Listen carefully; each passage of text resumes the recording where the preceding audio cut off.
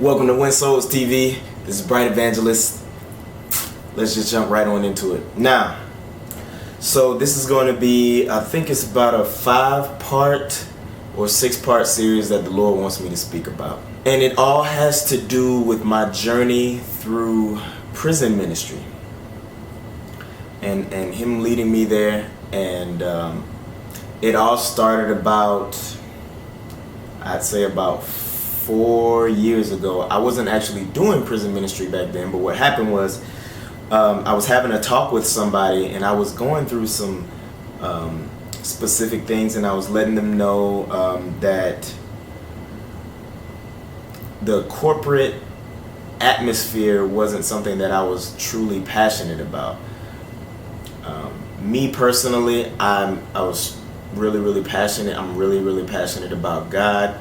And so with that said, I literally wanted to move forward working full-time for the Lord, but not necessarily being behind a pulpit. Now, if He wants me behind a pulpit, of course I will get behind one. But I was having a conversation with somebody, and that's not even a believer. And what happened was I heard the Lord speaking through that individual. And he said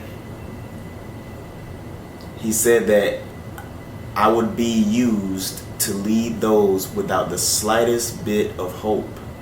And I had no idea what that meant. I wasn't having strong spiritual experiences back then. I just really enjoyed reading my Bible. I don't even think I had a very strong prayer life. I was just reading my Bible, and I was enjoying that, and I was loving it, because it literally felt like, you hear people talk about spiritual food, but every time that I was reading the Bible, it really felt like I was eating something. Not necessarily in terms of my body, but in terms of something else had to be going on, because every time that I was reading it, it was like I was getting filled up, and they use that term. I mean, a lot of churches use that term, but I didn't necessarily understand what it meant until I was actually feeling it and experiencing it for myself. So just reading the Bible at that time, and a little bit of time moves on. My first week actually seeing in the Spirit, I was freaking out. I didn't have a gauge for that. I'm seeing stuff, smelling stuff, hearing stuff, and I was afraid of the angels. And afraid of the angels. Afraid of the angels. I've only seen 2 of them, but I mean, hey, I was afraid of them. I was afraid of, all kinds of stuff. I mean, I see a possessed kid in the gym. All of this stuff just started opening up to me, and I had been living in this world for I had no idea. I don't know how long, but stuff that they put in movies is stuff that I was experiencing once that door was open. First week, I was at my girlfriend's house, and I was asleep. My spiritual eyes open up. I see this bald-headed angel. He's like 8 feet tall, and he had his legs crossed on the ottoman, and he was just looking at me while I was sleeping. Well, when my spiritual eyes opened up, he looked at me, and then he turned his head like, "Can you see me?"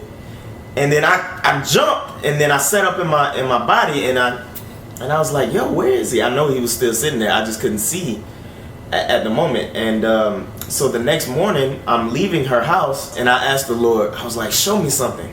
Because, in the books that I was reading, Michael Van Vlammen's book, he would ask the Lord to show him stuff. So I was like, well, shoot, show me something too.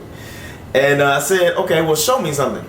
And all he said was, look. And I look up, and I see this huge creature that he had formed out of the clouds. And it was some type of heavenly creature. I don't know what it was. But it said, and I said, Lord, what is that? And he said, it's called a Kairos. I was like, Kairos? Huh. So I look up stuff all day at work. I'm looking up stuff, typing in Kairos, trying to spell it all kinds of different ways. Didn't find anything on it in terms of any mythical creatures or this, that, and the other, and blase. Because if you look up Leviathan, they have all kinds of pictures of that, But this I couldn't find anything on. So I'm still looking, and I was just like, okay, didn't think anything of it. Wrote it down in my journal, or recorded myself with the journal, and That was about it. Didn't think anything of it. The next time that I ever hear anything about Kairos, and this was confirmation of the direction that the Lord wanted me to move into. Keep in mind, I had just written that down in my journal, and this is like months and months and months. This didn't even happen until like 6 to 8 months later, after me seeing that thing in the clouds. Okay, so I'm fasting during this time period. And I go to work, and it was almost like everybody that passed by my desk or my cubicle or whatever, it's like he had a word for them. And this particular person was on my team at my job.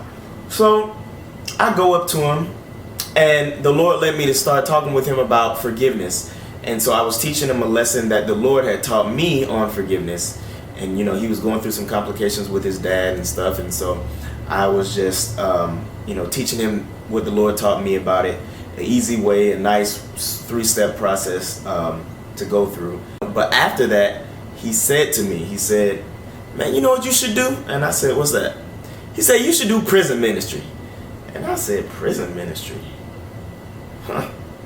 Okay, I mean, maybe that's why the Lord also sent me over here. I don't know." And he said, "Yeah, well," I said, "Well, how do I, get started with that? I don't know anything about it." And so he said, "Well, there's a guy on our team that actually does it." I said, "Okay." So I go up to him.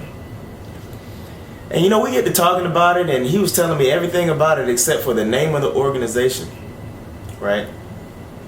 And so I asked him, I said, "Well, what's the name of the organization?" He said that the name of the organization was called Kairos. And this was the beginning of my journey there. That was the beginning.